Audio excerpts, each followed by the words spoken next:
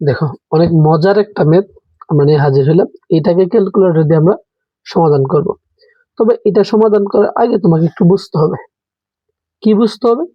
যদি এই টাইপের ম্যাথ তুমি সম্মুখীন হও, তাহলে তুমি এইখানে এক্স এর এমন একটা মান বসাইবা, যেই মানটা এই এক্স গুলাতে বসাইলে এই চারটার জন্য আলাদা আলাদা মান আসবে।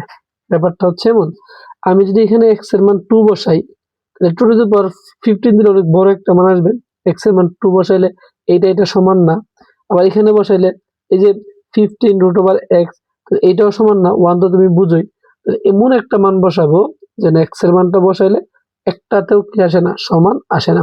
তাহলে আমি এটাতে 4 বসাইতে পারি, তুমি অন্য কিছু বসাই দেখবা সমান আসে কিনা। যদি সমান না আসে তখন হচ্ছে এখানে এক্স এর মান বসাইবা, ওই মানটা আমি 4 বসাইতে চাই।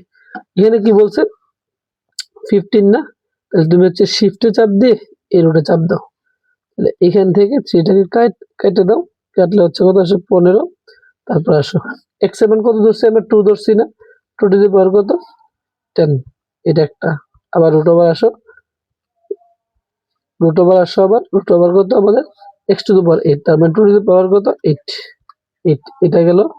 দেন হচ্ছে আবার আসো, কত এক্স টু দি পাওয়ার 4 না, তুমি হচ্ছে রুট দাও, রুট দাও, রুট দিয়ে কত এক্স টু দি পাওয়ার 4, মানে 2 টু দি পাওয়ার 4 দিবা তুমি, 4 দাও, ইকুয়ালে চাপ দাও।